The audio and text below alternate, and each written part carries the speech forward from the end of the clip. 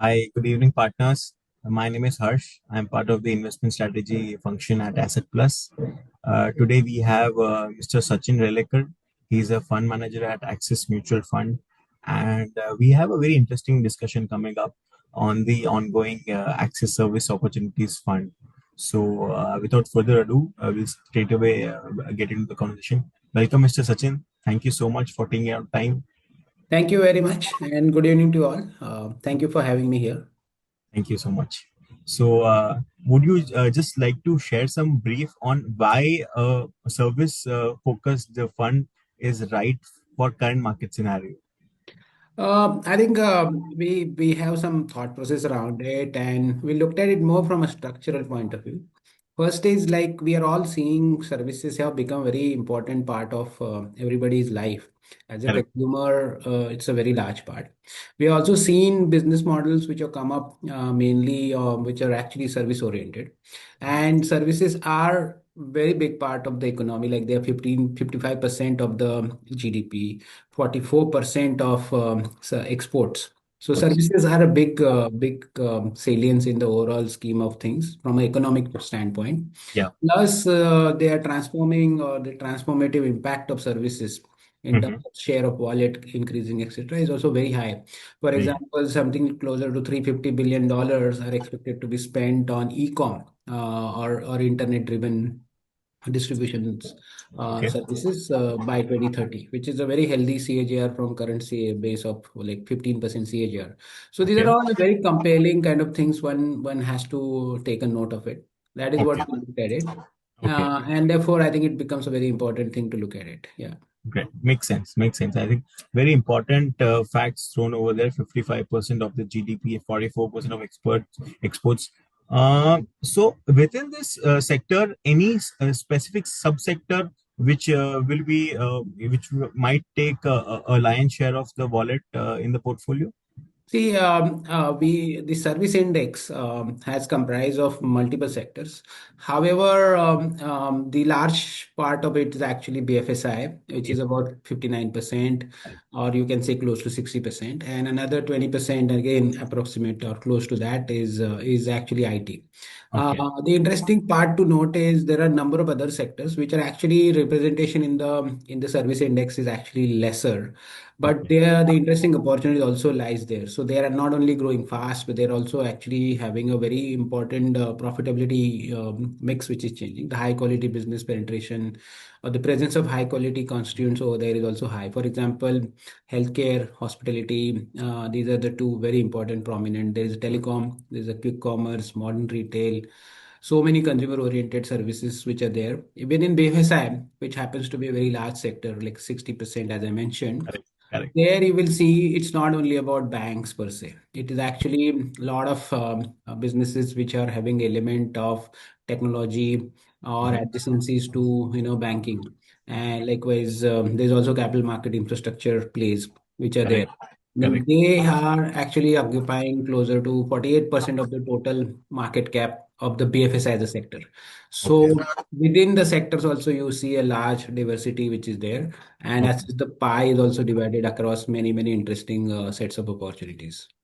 Okay. But so could you just specify maybe which will be the top two, subsectors within the portfolio which you are targeting? The portfolio, I think if you go by that, I think more of, I think it can be any, but I think BFSI would be prominent there. But Most. it will not be like what the active share to the BFSI constituent BFSI benchmark would be quite high. That's much I can say. But yes, Okay. there will be some portion which will go. So we are not. I think that I think the point I need to clear is we are not driven by sector allocation here. This is a Okay. thematic already which is being carved Correct. out, right? So it's not top-down approach, any Okay. dominance of top-down approach Okay. in our steps over there. We will Okay. look at businesses, we'll look at the profitability, growth, etc. Those are actually the fundamental basis on which this portfolio will come up. So that's Okay. how it is. Okay. Sounds interesting. So within the market cap mix, any specific indication on what can be the target market cap mix? So we are adopting a flexi-cap approach. Okay. See, our universe is actually, if I look at just NSE find it, out of that, 207 stock will be part of Okay. services index, and they are actually the universe. So it's a quite a large universe per se. Okay. Therefore, that allows us to implement a flexi-cap strategy, and that Okay. is what is going to be approach. Okay. Um, and we are not actually bucketing it like large cap orientation or any of those things. We'll be Okay. very selective company wise, as I said in the previous answer also. We are approaching it with a very bottom up kind of a framework. Okay. We are going to be quality and growth oriented. We're also Quality. Okay. yeah. Great. And we'll also will of course have a discipline of looking at risk reward at Okay. every time, and therefore the valuation framework also will be implemented. We'll Okay. take a more structural view of the opportunity rather than very near term or tactical kind of a thing. That is how the broad tenets of our approach are going to be. Yeah. Understood. Understood. Understood. Well, I think fair enough. Considering our partners do asset allocation for the investor, right? So one of Mm. the frequent questions which comes up is that during NFOs they don't get clarity on what will be the exposure to SMID, right?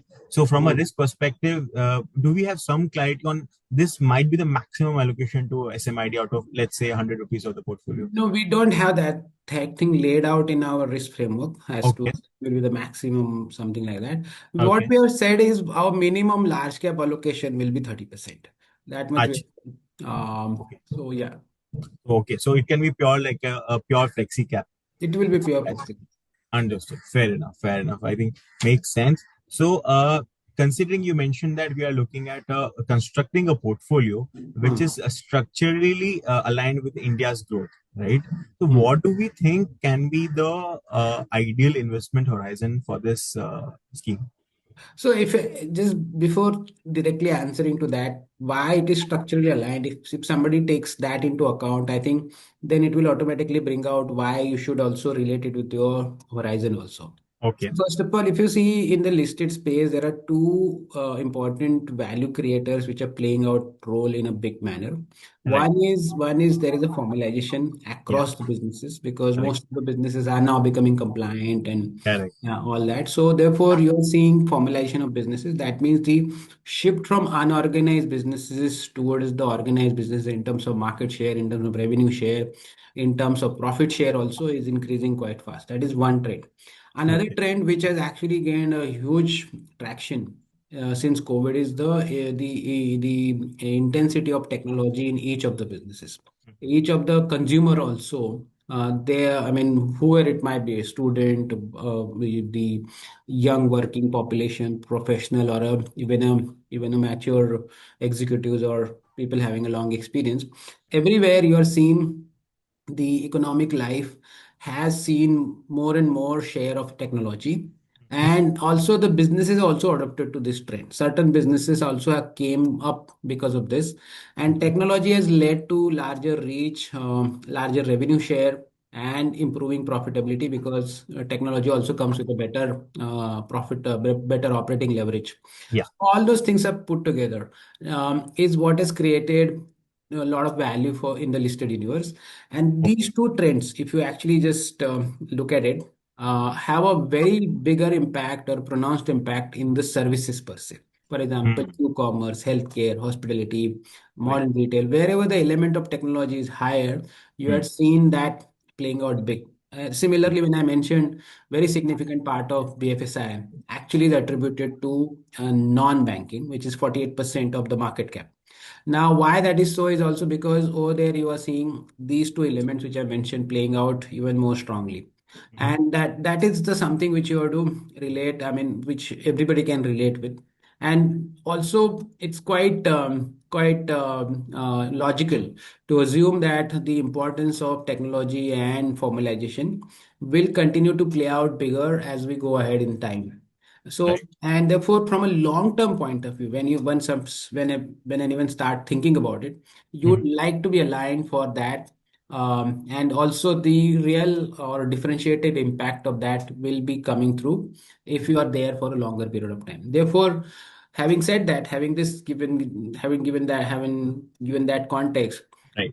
What we are suggesting to the investor, the advice is Mhm. align yourself to this thematic from that time frame point of view, which is about 3 to 5 years. 3 to 5 years. That is where it actually starts making more sense. That makes more sense. Great. Perfect.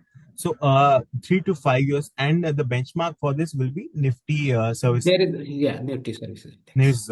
Perfect. Cool. Could you just speak, about the performance of the Nifty services benchmark so that our partners, yeah, So yeah, so we had done that analysis or we had looked at that for the last 15 years. yeah, Versus Nifty 50, the Nifty Services Index CAGR is 13% and Nifty 50 is actually 11%. There is actually a outperformance of 2% on that longer period of time. Also, we have compared like in how many years of those that time frame, how yeah, many number of years the consistency, Nifty yes. Service Index have done better, maybe even in a decline phase or a Mm. rising phase.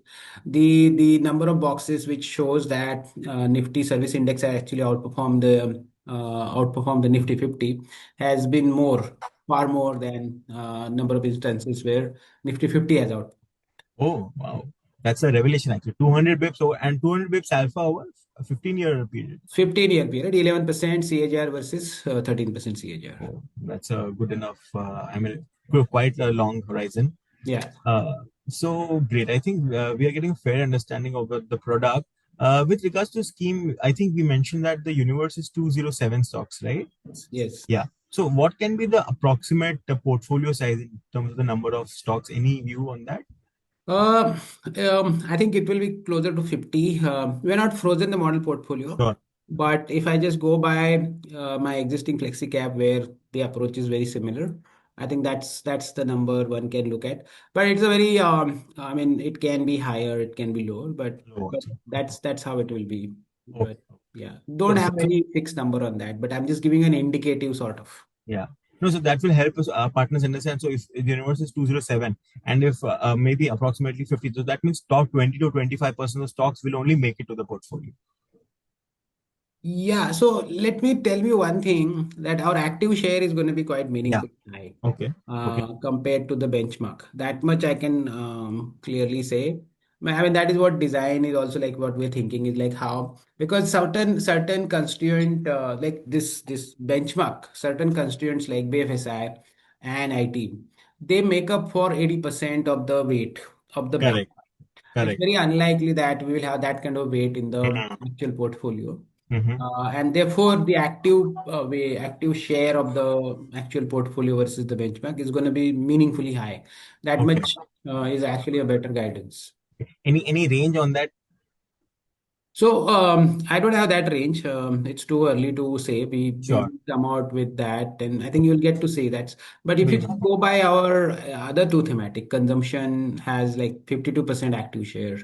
Okay. Manufacturing has 59% active share. So that's Okay. a very large active share. Yeah, that's a large enough in terms of the active share. I'm just saying that we at in thematics we tend to have higher active share, and similarly you can expect it here. In I'm the not saying that is the range or that is yeah, the yeah, yeah. guidance range you're looking at. Correct, correct, correct, correct. Of course. So just to get an idea for the partners also to do the right Right, certainly. asset allocation in their clients' portfolios. And with regards to so we've got a fair idea of what is the past performance of the benchmark. And of course, future performance is, depends on the market conditions. But Hmm. what about the risk? I mean, have you done some analysis of what is the expectation that when market goes down? What is this expected to go down more than the market? Like any target beta of the fund?